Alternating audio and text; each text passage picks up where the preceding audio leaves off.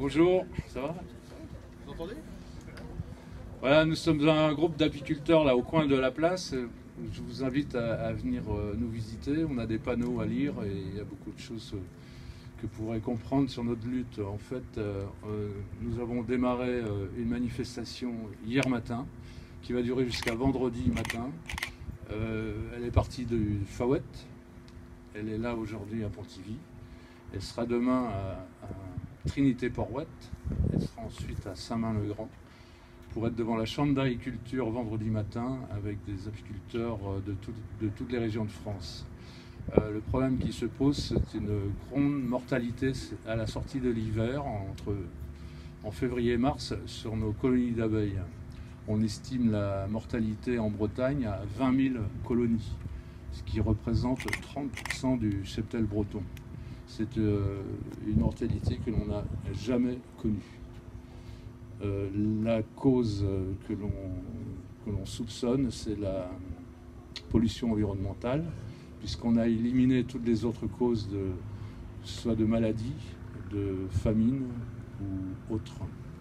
Donc il ne nous reste plus grand-chose à part la pollution environnementale. Notre lutte ne date pas d'aujourd'hui. Nous avons commencé notre lutte contre la pollution environnementale et notamment contre une famille de pesticides qui s'appelle les néonicotinoïdes, que l'on surnomme maintenant néoniques pour que ce soit plus facile à prononcer. Mais ce sont une famille de pesticides dont l'usage a démarré dans les années 93, 94, 95. L'un d'eux a été médiatisé puisqu'il s'appelait le gaucho. Je pense que vous avez dû entendre parler du gaucho.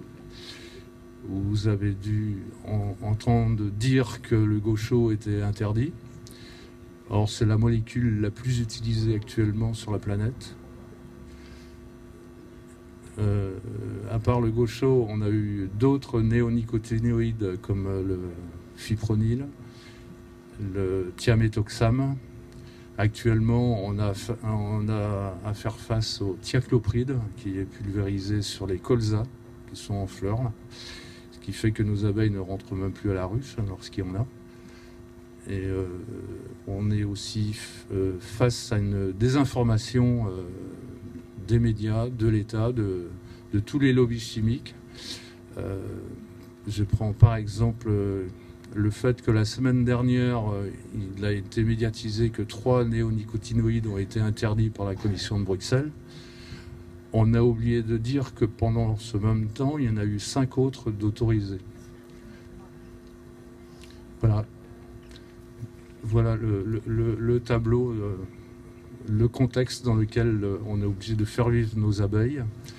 Mais actuellement, on n'est plus face à une mortalité, c'est bien pire. Là actuellement, on est face à une extermination de l'apiculture et des abeilles. Et ça, je pèse mes mots. C'est pas des mots en l'air, c'est vraiment une extermination qu'on est en train de vivre.